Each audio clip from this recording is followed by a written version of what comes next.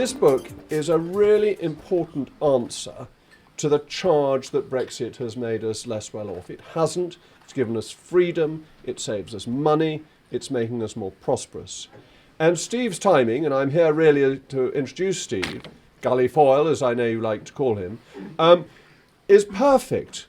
Because the Prime Minister, the man we all like and admire so much, that man of honesty, integrity and straightforwardness, is this very day trying to say that the answer to all our problems would be to re-enter the European Union. And we know that that is as true as everything else he says, let's put it that way.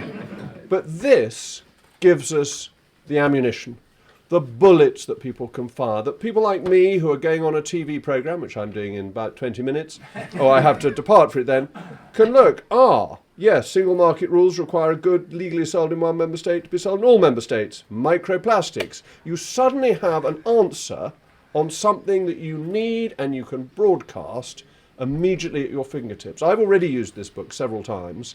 I'm sure all of you will. I'm sure you all take copies. But my real pleasure, Steve, is to introduce you. Thank you for what you've done in achieving this. Oh, and thank you, Robert, for organising a party. I always find my parties are much better if somebody else organised them. So thank you.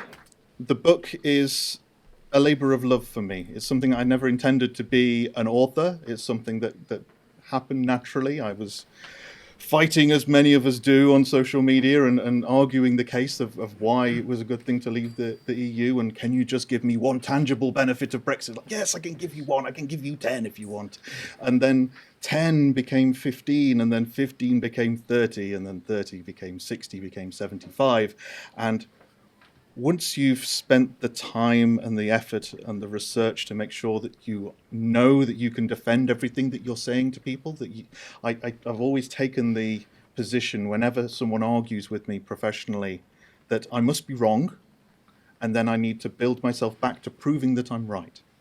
So the nature of that requires that when you've researched 75 Brexit benefits, and actually I've researched about 150, you end up with hundreds of sides of A4 of here's all the information, here's all the source material, here's a version of it written up in a pithy way that I can post on Twitter, here's a longer version that I can post on a website, and you realise you've already kind of written a book. And so I wrote the list of 75. You may know there's a website called Global Britain. I had a deal with Global Britain to publish 60 of the 75 benefits on their website.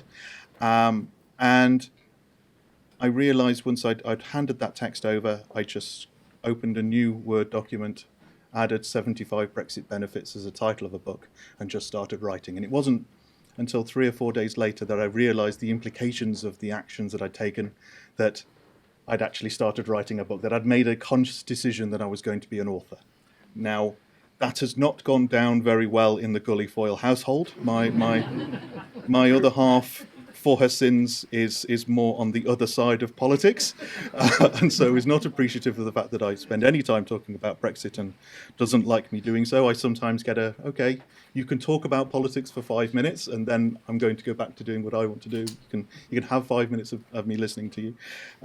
But also, as someone who's wanted to be an author for many years, the idea that I was able to get a publishing deal and be able to get a book out before she's managed it didn't go down particularly well. So I've taken some of the slings and arrows, not perhaps as many as some of the people in this room for putting their head above the parapet for Brexit, but I've taken my fair share of licks as well. So the book, as I say, is a labour of love. It's something that I felt needed to exist. So I am glad that it exists now, and I've done my job for now. I'm not saying there won't be a second edition coming out at some point in the future with the moving feast that is what will the Labour Party do and what will Keir Starmer agree to.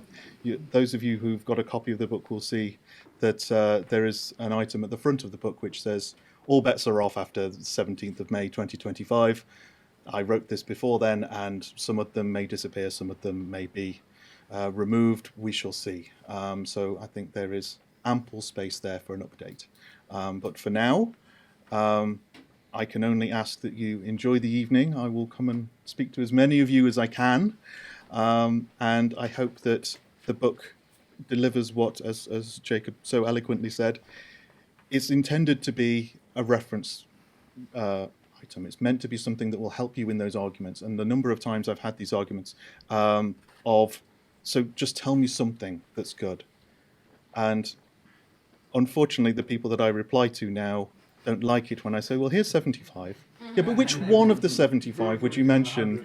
Yeah, and I'm like, well, there's 75. You can pick your own favourite, because now that's your problem.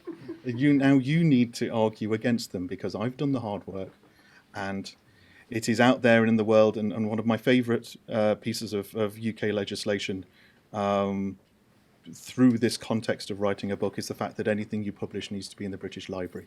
So I now know that I have written something and it is in the British Library for as long as it exists, that benefits existed. A timestamp of May 2025, these things definitely existed, and long may that continue.